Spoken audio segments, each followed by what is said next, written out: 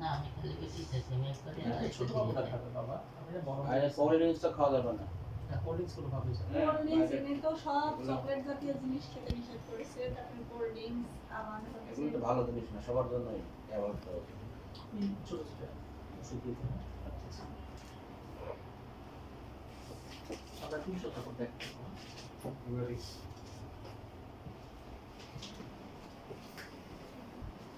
ছোট বাচ্চা যদি তো বাসায় মাঝে মধ্যে লেবুর শরবত খাই দেওয়া যাবে। হ্যাঁ হ্যাঁ ভালো তবে কোল্ড ড্রিঙ্কস লাগে না। সব তো হচ্ছে বাসায় করে ও চিকেন ফ্রাই ট্রাই পছন্দ করে, বাইরের না সব ডুবা তেলে ভাজা করা যাবে না, চিকেন ফ্রাই ক্ষতি করবে। ডুবা তেলে ভাজলে খাবারটা বিষাক্ত হয়ে যাবে।